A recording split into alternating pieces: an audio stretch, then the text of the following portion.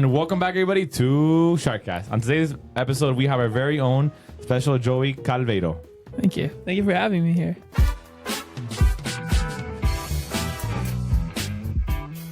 No, of course, Joey.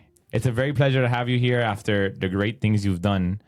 And I know, most importantly, that this is a big vision for you. This is a big accomplishment, and not only that, but it's a moment that we have to commemorate and realize back on. And my first question for you today is just obviously, Joey, how does this passion start?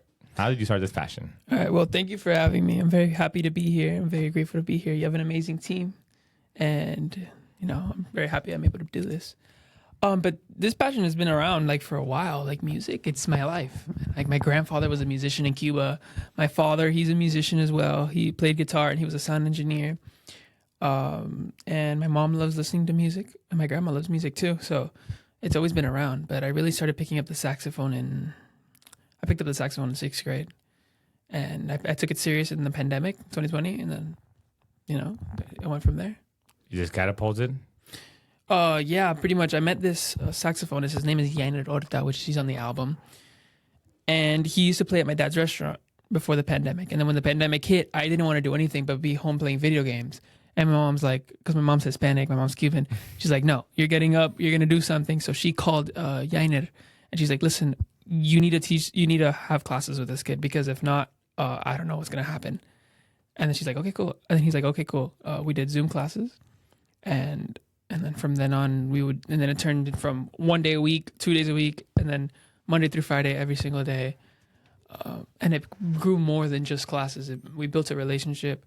We only pay him for an hour, but we end up doing 3 hours, 2 hours and a half more, because it's out of love. No, of course. But it sounds in your case, you're either the belt or the saxophone. Yeah, that was pretty much it. Pretty much my mom's case. Yeah. No, I'm just joking. And it's very beautiful to hear this passion of music that you have, and I could literally see it seeping through you right now. But do you think there's one person in your life, maybe early on, who introduced this to you in a way? It's hard to pick just one person, because I think in general, for my family as a whole, they all, in their own way, they all decided to do this. But the main reason I decided to take the saxophone as a career and to do this is what I'm doing is because in the pandemic, in 2021 actually, my grandfather, he was a musician in Cuba, but in 2021 he was diagnosed with cancer. And he's like, all right, I have all this music that I've done with my life, and my grandson is playing the saxophone, so you know what I'm going to do? I'm going to write a song, and I'm going to leave him a legacy. Because, I just want my passion for music to carry on through generations. So he wrote me the song Legacy. I played on it, and after I played on that song, I realized my grandpa's sick. He's about to pass away, and he's able to take a moment to play music. And in that moment, when we were recording that music video and everything, my grandpa was smiling. He felt horrible, but he was smiling. He was really in the moment, and I'm like, wow. So then my family decided all right, let's not just make this a song, let's make this an album. And that's how we came up with my debut album, Among the Stars. It was basically like a legacy being passed down from the older generations to the newer. Wow, that's a very powerful story. Yeah. And it sounds like your grandfather was very great man. That yeah. he did. That was a great idea to leave a legacy like that behind. Well, it's a little misleading, but he's still alive. It's actually a cool story. Oh, really? Yeah, it's a really cool story. So as the album was being made, he was actually very excited, and he was making arrangements and doing this and doing that with his friends. He reunited with a lot of his old friends from Cuba, a lot of his old musician friends. And that in itself, he got better just from music, which is something so crazy to think about. The power of music, am I right, guys? The power of music, yeah. And what do you think that power derives from for you guys? Out of love. It comes completely out of love. We have this ability, we're given an instrument, and then that instrument, in a way, it's a voice to express our emotions, express our love, express our feelings for one another. We're feeling upset, we go pick up the saxophone or pick up the guitar or whatever and just start playing. And it's really music in general is really great. And even if you don't play an instrument, just listening to music. I don't know if it's ever happened to you. Like you're in the car or something and you're listening to a specific song and you're like, oh my God, I'm so turned up. Like, let's go. Yeah, it's me every day, Like, man. That's the power of music right there. It's just in a different way. Maybe it necessarily didn't save your life, but it changed how you feel. And that's something so cool. Something so interesting. And I know, like, being at this young age and experiencing all these different things, how do you think being a young musician has shaped you rather than making maybe some people pick it up later in their life? Well, it really started with, like I said, with my grandpa leaving his legacy. And it's something I've always been passionate about. It's because it's been around since I was 3 years old. When I was 3 years old, my mom put me in violin lessons. And the violin teacher, she's like, Joey, I like what you're doing, but your hands are really big. You should play the piano. And I'm like, okay, cool. Yeah, I'll play the piano. My mom put me in piano lessons. I started playing the piano. And I grew a love-hate relationship with the piano. It was like, all right. Because you're young, and then like you're being put into lessons, and you want to do it, but at the same time, you're like, all right, I want to do whatever I want. Because you're a kid. You don't know better. And my parents are like, keep playing the piano. They never forced me on anything. But they guided me to the piano, and it was like a love-hate relationship. And then in 4th grade, I'm like, no, I want to pick up the saxophone. And from then on, yeah. It's been the saxophone ever since? Yeah, pretty much. In middle school, I remember making the line because my dad signed me up for this band camp. And for my middle school, I was graduating 5th grade, and he's like, yeah, let's put you in this band camp. And we're making the line, and I'm like, look, I want to pick the saxophone. So I go up to the front, and that's where the band director, Ray Modia, is, which is one of the most influential figures on the startup of my career. And he was like, all right, what instrument do you want to play? I look at him, I'm like, saxophone, I'll play the saxophone. He goes back to me, and he's like, which one?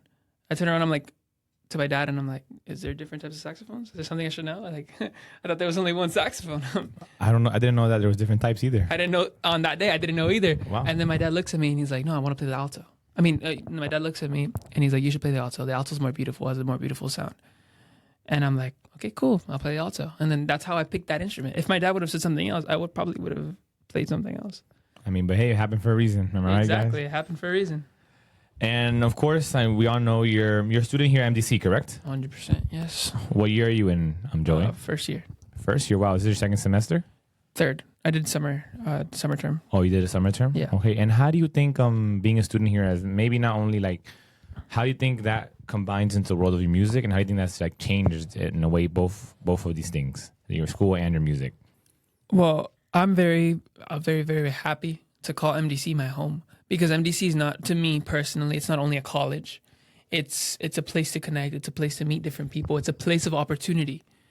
And I think if I would have gone to any other institution, I wouldn't have had this freedom and this ability to develop my skills outside, right?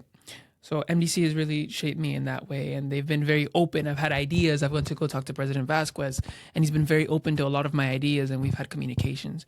There was actually a point where I was actually thinking about dropping a class in the fall semester. And I talked to President Vasquez. I'm like, look, listen, I don't think I could do this class. Like, I'm having trouble, and I couldn't drop it because I would get a W on my transcript. It was almost the end of the semester. And he's like, listen, if you want to drop it, we'll help you. If you want to switch it, we'll help you. But I really think you have it in you. Excuse me.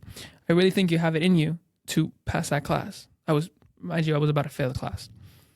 And I also talked to some of the people from Presidential Scholars, and they told me the same thing. They were there to help me, but they think they saw it in me that I could pass the class. So I studied my butt off. I ended up getting an A in the class, and it wouldn't have been possible without the help that we have here at MTC, which is great. No, of course. And I know being a musician, and of course, not only being a student here, do you think that these resources are available to everybody here? Like, not just 100%. Because when I came in here, I didn't come in here saying I'm a musician and that I've recorded and I've done this and I've done that. I was just a regular student when I came in here. Of course, I had everything else going on the side, but I didn't mention it. And those doors were open. I was given the presidential scholarship from my application, and I don't think I mentioned on the application that I was a musician. So those doors opened not just because I was a musician, but because they saw that I wanted to learn and that I had aspiration for my future. And from that, it started building. Then they later found out that I was a musician, all that stuff. That just opened my doors even more. But the most beautiful thing is that they didn't know anything about me, and they were willing to help me. They put me in the scholarship program, and it was life-changing. No, of course, and that's a great thing about here at MDC, that you can just be anybody, but you can make any opportunity happen. It doesn't matter who you are, doesn't matter what time it is, but you could just do it here at MDC. As long as you have the passion to drive, guys, here at MDC, everything is possible. Yeah, and asking questions. If you would be surprised how far you can go just by asking a simple question. If you go up to somebody and you be like, "Hey, listen, I want to do music," and then they tell you, "Oh, cool, I know this person." You get connected with that person, and your life changes from that day on, just because you asked one simple question. And that's what happens here at MDC. If you ask a question about anything you want to do, they have it's like, "Oh, hey, I want to do this." It's like a whole list of things. Like, okay, you could do this at this time and this time. You're like, "Oh my God, wow, I didn't know this existed." It's crazy. No, we have great things here at MDC. And what major are you again? I want to be a psychology major. Yeah, I'm doing business administration for my associates, but my bachelor's, I want to do psychology. And how do you think you connect? Because I know that's a very strange. You're obviously a musician. How do you think you connect all those three worlds together? Well, business administration mainly is because I want to understand finance, and because I'm going to end up doing music or psychology at some point, and money's going to come in. So I just really want to understand how to manage that money. And music is a business. It's a music business. If I want to open up my own things later in the future with music, I have to understand how the business works. But psychology, it's something that's beyond just the title of psychology, because my mom graduated with her master's in psychology, and she, ever since I was little, me and my mom are like this. My mom always tells me, when I walk in home from school, my mom tells me, "Joey, what's wrong?" And I'm like, "What do you mean what's wrong? I just got home from school." And then I would have something that was bothering me that I didn't even know about, that my mom knew about. And she made me fall in love with psychology, because she's very good at reading people. And when I would have friends, she would be like, "Oh, this friend this and this friend that." And I would listen to that. And I'm like, you know what? You're right. Not in a bad way, but not necessarily in a bad way, but "Oh, this friend might be going through something. Ask him how he feels." I go ask him, and he was going through something. And that's what the power of psychology does. It helps you understand different people and their emotions. So if I'm able to understand people and their emotions, imagine if I understood what makes somebody feel happy and I put that in a song. And then I just made whoever listened to that song feel happy. And you know how powerful that is, that you're able to change somebody's mood in a positive way and give a positive impact back to out there? That's so crazy. That's so cool. And that's what my passion is. So, of course, like every great leader, guys, their passion is always to help out other people at the end of the day. Yeah. And do you think that your music can help other people in that way too? Here's the thing about music. The beauty about music is that there is no rules for music, right? As a listener, when you're listening to music, the music doesn't tell you, "Oh, you should feel like this," or I don't expect somebody. I don't want you to listen to my song, for example, our song or our group song, and be like, "Oh, you have to feel this emotion because it should make you feel happy." The beauty about music is that we all have different upbringings, right? You have different parents than me. You have different parents than me, like that, right? Everybody has different parents. Everybody has a different upbringing. Everybody has a different view on life. Even if a song makes us both feel happy, it's a different type of happy. Because it can make you feel happy because it reminds you of when you were younger, and it can make me feel happy because it gets me motivated, right? Music doesn't have rules when it comes to emotion. And you can have an emotion to music that nobody else has. You can have a connection to music that nobody else has, right? And that's beautiful. So when people listen to my music and when people hear my songs, I don't think "Oh, people should feel this or people should feel that." No, people feel what they want to feel. If you listen to it and you feel like crying, cry. If you listen to it and you feel like laughing, laugh. Who cares if somebody's like, "Oh, you shouldn't laugh or you shouldn't cry." No, man, listen to the music, and whatever the music tells you to feel it. And listen to your body, listen to your soul, because that's the beauty of it. And of course, I know you specialize in a genre, Latin jazz, correct? Yeah. And of course, that genre is probably more dominated by older figures more than not, right? So how do you think being a younger artist has helped this genre in a way? And how do you think you shaped this in a way? I feel like recently there's been a lot of disconnect from culture. People have been very, very disconnected from culture. They've been I'm speaking in a broad sense. I'm not saying everybody, but for the most part, society nowadays, it's been so focused on the problems of the world and hate. There's a lot of hate nowadays in the world. Anytime you have an opinion and somebody doesn't like it, they speak out and they make you feel like your opinion doesn't matter. So I really believe that me being a young in Latin jazz, which is thanks to such an amazing team, thanks to Gonzalo, thanks to Yainer, thanks to my father, Josel, thanks to everybody, I have been able to go out there and show the younger generation that you can do whatever you set your mind to. And it doesn't matter if you think differently than somebody else. Stick to it. Because people are going to say whatever they're going to say. But what I need people to understand is that people are going to say whatever they're going to say. But whatever they say, take it from a place from love. You know, I'm going to tell you something like, I don't know, you did something to me and I didn't like it. Take it from a place of love. Like, I'm telling you this because I love you and I love everybody. You know, so take things from a place of love. And if you have a dream, if you have a vision, follow it because it's not impossible. You know, and that's what I really want people to take away from me being so young in this category, that it wouldn't be possible without love. Without love. And the passion, of course, is what drives you to have that work ethic. I know you said you and your family worked on this for, how long did you guys work on this project exactly? This album, an exact... Give me like a rough estimate, if anything. An exact year.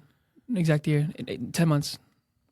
Wow. Yeah, it came together really, really, really great, really quickly. Yeah, and it probably came together quickly because you guys had all this passion, all this love for it. And exactly. It just developed naturally. And I think all of us right now can feel that the passion you have for music, the passion that Latin jazz has brought to you and the message you want to bring to other people.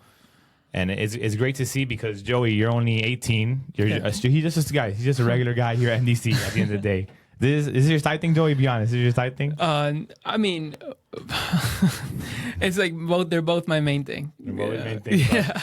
But he's just a regular student, and he just had the drive, the love, the passion, the initiative to do what he wanted to do, and he did it because that's all it takes. All it takes is a push, is the drive, and most importantly, that little connection with the passion, with the love, and boom, you got it there. Exactly. Yeah. And how did you feel when you found out you first got nominated?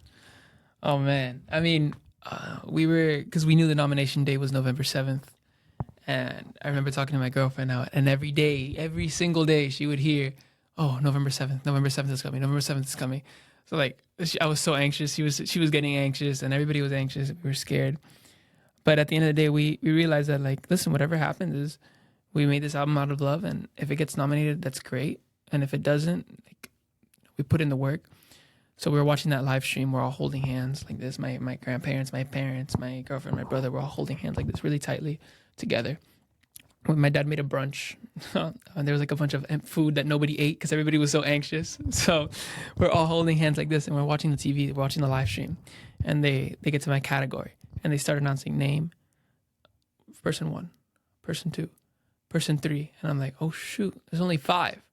So like 2 more people, and like that's it. Like my life could change forever. Like that's rushing through my head. On the 4th one, the album's name is a tribute to Benny Moré and King Cole. So we heard it say a tre, and everybody jumped up. Everybody's like, oh my god, we actually did this. Like this is insane. Like what? Like we made it here. What? Like I'm jumping, I'm screaming, and then as we get up, my grandma falls on the floor, like out of excitement. She's like on the floor. She's cheering. She's like, yeah. She fell. Nobody really notices her. We're like, oh my gosh, she fell. And then we kept celebrating. And you didn't help her pick her up? No, my grandpa did. Oh, okay, No, we didn't leave her on the floor. No, come on. But the most beautiful thing about that day was, yes, we did get the nomination, and that was amazing. But we never knew how much influence music could have. I never knew how much influence music could have until that day, because we had the family all holding hands together. We were all in this space, sharing the moment, locked in on the same thing. And I was crying. My grandfather was crying. And my grandfather's not a guy that cries. He doesn't cry. He's a very strong man. My father too. They're very strong. You know, they share emotions, but they're very strong. They never cry. And seeing my grandfather cry tears of joy, and my father cry tears of joy, and my brother and my mom and everybody crying tears of joy, I'm thinking to myself, I'm like, wow, look at what we were able to accomplish. We were able to bring a family together so close. Imagine if we can share this with the world, how much we could bring different families together and different people together. And not just specific to jazz music, but in general, any music. No, of course, because like you said, music has this powerful thing where I think we all believe music connects people in a way. Music, because through the genre, through the emotion, whatever you want to feel, people feel sometimes the same emotion, and that connection of the emotion is, I think, what makes music so important. And how was that whole process of even getting nominated? Because I know like that's like a whole process, right? It's not just as simple as. Yeah, it's a process within itself. There's a deadline that when you have to release an album. I think I don't remember exactly. I think it was August 25th or something. We released our album, which we were planning to do anyway, on August 22nd, which is Benny Moré's birthday, which is a tribute to Benny Moré on his birthday. It was a symbol. And when the album is out there, you submit it to the Recording Academy, and you have to be a recording member, an academy member, a recording academy member, voting member to submit your music. So I submitted the music, and basically when it shows up on the ballot, other musicians and other voting members listen to your project. If it catches their attention, they listen to it. They take their time. If they enjoy it, they give you the vote. And then if you have the top 5 with the most votes, you get nominated. So, and I'm gonna tell you, it was a very nerve-wracking process because you don't know who's listening to your album. You don't know if people like it. You don't know if people even saw it on the ballot. So we were very happy that it did come out nominated, of course.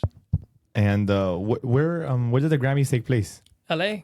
So you went to LA? I flew over to LA, yeah, 5 days. 5 days? How was that? How was being in LA for those 5 days? It was beautiful. My brother actually has an apartment in LA. He does, because he does some filming stuff over there. But it was beautiful, man. It was a whole different experience. Like I was in LA, like driving in the streets of LA, walking around with my girlfriend and my friend. It was just super cool, really. And then going to these Grammys events, it's like imagine everything you've ever dreamed of become reality, and you're living it. I felt like I was in a simulation, and the whole time I'm like, this is so much bigger than me. Like this is crazy, like that's how I felt the whole week. And I know when they announced your name on the stage, how did you guys feel? How was that emotion? That was like, what exactly did you feel, man, when they announced your name and they were like, you won? Yeah, I mean, it was literally like, you won. Oh my God, I won. Okay, let's go. That's how I felt. But before they announced my name, I remember turning around to Gonzalo. He was sitting right behind me, and Yainer was sitting right behind him. And I went up to them, and I'm like, listen, guys, I want to tell you something. Whatever the result is, I want to let you guys know that I'm extremely grateful for you guys, and you guys have changed my life forever, regardless of the outcome. And we had a little emotional moment there. But then I sat down, and then we were looking at the screen up there, and we're like, all right, let's see what happens. I had a rock that my grandma that passed away in 2020, she gave me, and it says you can do anything. So I'm kind of squeezing onto that rock as the nominees are being announced. And when they called my name, I remember jumping up and giving Gonzalo and Yainer, we're in this group hug, and I'm on Gonzalo's shoulder and I'm crying. I have glasses on, so if you look at the video, like you can't see because they're like so thick that I'm crying underneath those glasses, and I'm like so happy. I'm like, oh my God, this is not real. And I had one of those moments that I don't know if you've ever seen like shows or anything where the person's like soul leaves their body and they're just like watching their body. That's how you felt? That's how I felt. And I was just like, oh my God, this is insane. Whatever you saw there, whatever I said, whatever happened, that was based on pure emotions. Just walking up there, doing everything. I'm pretty sure Dade Bridgewater, she was announcing the nominations. She was the one that like said on the Grammy goes to. I remember when I got on that stage, I gave her a hug and I said, I love you. And everything was just out of pure emotions. Did she say I love you back or no? Yeah, she did. She's like, wow. Yeah, she did. She's like, damn, hey, bro. I love you too. Congratulations. Like, and it's like, it's amazing because I was acting out of emotions, and it was just something that was literally beyond me that and I'm just super grateful for everybody that supported the project. No, that's great. And from the looks of it, this sounds like a project full of passion, love, and most importantly, that you did this with your family. And in this life, family is everything to us. Of course. And culture as well, where your family comes from. The album is, Benny Moré is Cuban. He's from Cienfuegos. He's a Cuban singer. And Nat King Cole's American, right? They had very similar lives. Nat King Cole actually recorded an album in Cuba, right? But they never ran into each other. They never met. They were both very iconic figures, but they never met, right? And Benny Moré, not many people talk about him. I would talk about him to my friends. My friends wouldn't know who he was. And it was interesting because I didn't know who Benny Moré was until Yainer started explaining to me this concept of the album that he had. And I'm like, wow, this is crazy. Let's bring this culture to life, right? So we're so yeah, like this is a culture that was almost lost. Not necessarily lost because he has a lot of fans, but it was almost lost within the newer generation. And the younger people, they didn't. Nat King, I would mention Nat King Cole to certain people. It's crazy to believe that some people don't know Nat King Cole and his greatness and what he's done. And I'm like, this can't be a lost art, especially in the younger generation, because this is where everything started with jazz music and with I think the early music. So we decided to bring that up and understand that this is out of love, out of passion, and out of respect for those who came before us. And I know you talk about a lot of the younger generation and the culture that is probably seeping away. Do you feel like you're bringing this passion to Miami back again? I would hope so. You know, that's one of my goals. This is not just my Grammy, this is not just my team's Grammy, but this is Miami's Grammy. This is what I keep saying because it's true. I'm proud to be from Miami. I'm proud to represent Miami in this stage, and not just Miami, but Latinos in general. You know, I'm proud to represent Latinos across the world from anywhere, all cultures, all generations. I'm proud to be one of the ones that gets to represent in this. And yeah, because I am the younger generation, so that means that this is not just my Grammy, it's the younger generation's Grammy, and proof that we're up and coming and that we know our stuff, that we know what we're doing. And there's still yet more to come, am I right? Yeah, 100%. No, of course. And I know you said you collaborated with it was Gonzalo and Yainer, right? Yeah. I just want to make sure I'm saying correct. Yeah. How was that whole process collaborating with them? I know they're probably experienced musicians and they're probably like very, very good at what they do. So Yeah. and I know you're still. I'm not saying you, but in a way you're still learning because they've probably been doing this for years and the whole life, right? Of course. How was that whole process of learning from them and listening and just taking it all in? Of course. Well, every minute, every 60 seconds I spend next to Gonzalo, I learn something that I would have never learned and that I would have never seen life in that way.